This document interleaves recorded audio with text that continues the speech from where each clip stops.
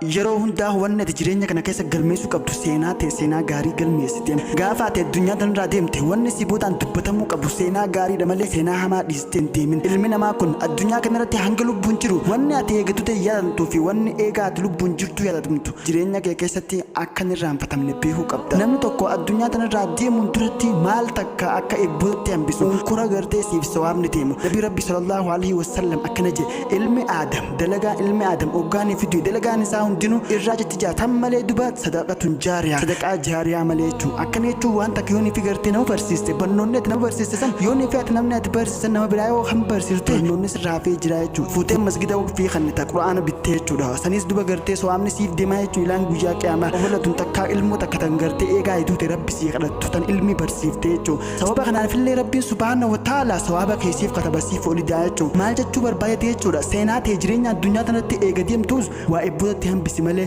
obboleessa kiyya if qofaan addunyaa tanarraa hin galin ilmi namaa hundinuu gaafa durooti irraa dalagaan isaa hundina dhaabbatti beeka wanni ati si awwaaluudhaaf seera deeman hundinuu namuu si jalaa deebe tokkochi kaafu hin jiru mee obboleessa kiyya mee waan takka beekuu qabda namni silaa ati eegatu ta'e qabrii keetillee sii qotu osoo qabrii teessan qotu jiru mobaayilii tokko yoonii fi irraa bu'e lafa san keessatti bisee biyyees deebisu jira mobaayilii yoo keetti irraa bu'e mobaayila san dhiiseetti irraa deebi'e moo dhaabbaddaa jee mobaayila saniin fudhadha jaamalee obboleessa kiyya abaluu dhabnee duba gartee sanaafuu silkinis haadha umtu tokko kaja'u hin jiru maal jechuu barbaadeeti jireenya kee keessatti kan si barbaachisu dalagaa ta'e qofa wanni si biratti hafu dalagaa ta'e qofa tolchi dalagaa ta'e obboleessa kiyya gantee tira jirtu kun daaruu fanaa hin beekuu qabdu gandarraa deemanii gandatti hafaniif himi kanaafuu duba gartee gandarraa deemaniif jettee goonkuma hin yaaddawiin kaa wanni ati yaadduu qabduuf ganda gartee daarul baqaa akhiraa bakka duba gartee irraan galle gandatti hafiinsaati jechuu kanaafuu jettitu imaana kun obboleessa kiyya obboleessitiyya imaana keenya kana mee haa haaromsinu hoggayyuu addunyaan tun gabaabduudha tokko irratti waaru nam tokko